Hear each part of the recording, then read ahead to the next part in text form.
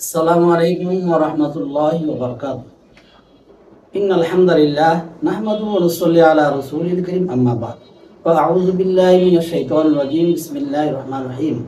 ওয়া মান লাম ইয়াহকুম বিমা আনজালাল্লাহু ফাউলাইকা হুমুল ফাসিকুন ওয়া মান লাম ইয়াহকুম বিমা আনজালাল্লাহু ফাউলাইকা হুমুজ জালিমুন ওয়া মান লাম ইয়াহকুম বিমা আনজালাল্লাহু ফাউলাইকা হুমুল কাফিরুন।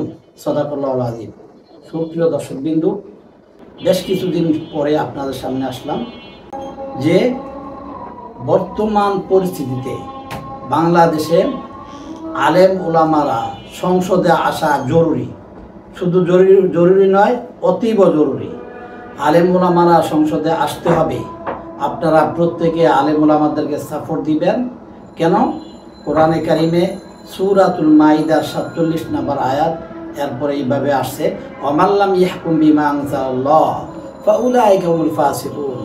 আল্লাহ তাআলা যে বিধান নাজিল করছে ওই অনুযায়ী যদি সংসদ না চালায়, দেশ না চালায়, নিজে না চলে, পরিবার না চালায়, সমাজ না চালায়, তাহলে ওই ব্যক্তি ফাসেক, ওই ব্যক্তি জালেম, ওই ব্যক্তি কাফের। আমরা ফাসেক, জালেম, কাফেরদের কাতারে শরীক হতে চাই না। এই জন্য আসুন প্রত্যেকে আমরা আলেম ওলামাদের বাক্সে ভোট দেই এবং আলেম ওলামাদের সাথে থাকি। সংসদে আলেম ওলামাদেরকে পাঠাই। কোরআন সুন্নাহর আইন দেশে চালু করি, কোরআন ভিত্তিক আইন দেশে চালু করি, কোরআনের হুকুম অনুযায়ী দেশকে চালাই, কোরআনের হুকুম অনুযায়ী নিজে চলি, কোরআন সুন্নাহ অনুযায়ী দেশকে চালাই, নিজেরা চলি।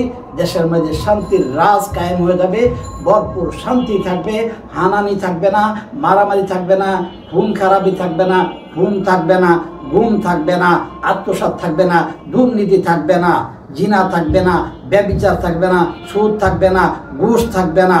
সব জায়গায় শান্তি আর শান্তি। আল্লাহর হুকুম পালন করার মধ্যে কামিয়াব এবং শান্তি। আসুন আমরা প্রত্যেকে রব্বে কারিমের হুকুম পালন করি। আল্লাহ তাআলা আমাদেরকে তৌফিক দান করুক। নাসরুম মিনাল্লাহি ওয়া ফাতহুন করিব ওয়া বাশশিরিল মুমিনিন।